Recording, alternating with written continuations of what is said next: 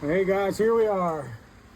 2019 Ford 3.0 diesel power suck. So this thing needed an oil cooler. It was mixing coolant and oil.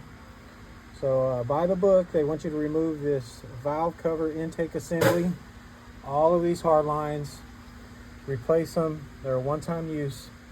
But if you decide to do what I did, is on this bracket here that holds the crankcase breather, which is right here, there is a holder coming out of here, sticks out about this far.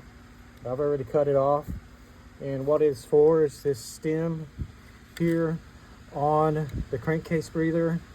But what you can do is file or saw that off. I sawed it off by hand because I didn't want a bunch of metal going in there with a die grinder or the air saw.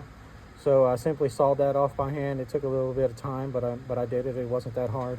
And I was able to just slide the cooler up this way and out of the truck without removing and going through all the problems of dealing with the fuel system, which I really didn't even want to get involved in touching anything on. So that's how I did it. And this thing will go, right back in there. And actually it holds in there pretty firm without that eyelet. So I think you're good on that. And if you run across this problem, replace the radiator and the thermostat. And just for information purposes, the thermostat is bolted to the block. And you have to remove the whole housing out of it to replace the thermostat. It's definitely a little time consuming, and it's a little bit of hard work to get those pipes out. There's 3 of them like that, and make sure you charge the customer good for that. And then also the reason why you want to do that thermostat, because if you take a look at it real good, all the rubber insert on this thing is deteriorated with oil, and some of that rubber has already made its way through the cooling system. I got to try to flush out the best I can after replacing everything.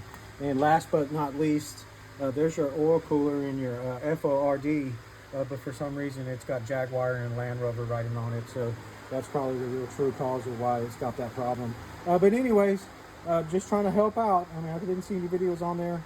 Not an easy job, but like I said, if you remove that ear, you can slide this thing out without going through all that hassle of replacing those fuel lines in that valve cover. So see you on the next one.